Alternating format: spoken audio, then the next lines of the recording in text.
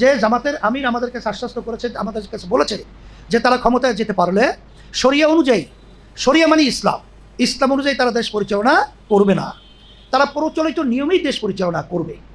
এই কথাটা যে সে যখন বক্তব্য রেখেছে, এরপর আবদুল্লাহ মোহাম্মদ তাহের সাহেব যখন আমেরিকার সাথে যখন নাকি দূতাবাসে আলোচনা করেছিল, তখন আমাদেরকে এক পর্যায়ে উগ্রবাদী হিসাবে সেখানে সে সার্টিফিকেট হিসাবে ওখানে কিন্তু উপস্থাপন করে এসেছে। আমরা একদিন ইসলাম প্রতিষ্ঠিত করতে পারবো না, গ্রাজুয়ালি আমরা করব। এই চিন্তা নিয়ে আমরা আগাচ্ছি। ইসলামকে আন্তর্জাতিক বিষয়, পৃথিবী এটাকে আজকে মনে করছে ইসলাম মানে কি একটা, তারা ফোবিয়া।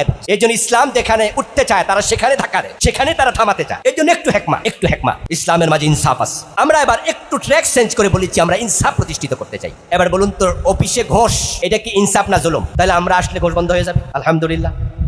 রাস্তায় চাঁদাবাজি করা ইনসাফ না জুলুম? চাঁদাবাজি বন্ধ হয়ে যাবে। চুরি করা, দেশের টাকা বিদেশে পাঠানো ইনসাফ না জুলুম? চুরি মানি লন্ডারিং বন্ধ হয়ে যাবে। ডাকাতি, হারামি, জেনা, ধর্ষণ, খুন সবগুলো আমরা বন্ধ করব। এই জন্য আমরা বলেছি ইনসাফ, এর মানে ইসলাম। ইনসাফ আর ইসলাম এ দুটা কি আলাদা কিছু? এখন আমরা এবার ক্ষমতা পাইলাম না, আমরা পেয়েছি 68 আসন। অনেকে হতাশ হয়েছেন, না হলো না তো আবারও, কিন্তু পার্সোনালি আমি হতাশ হইনি।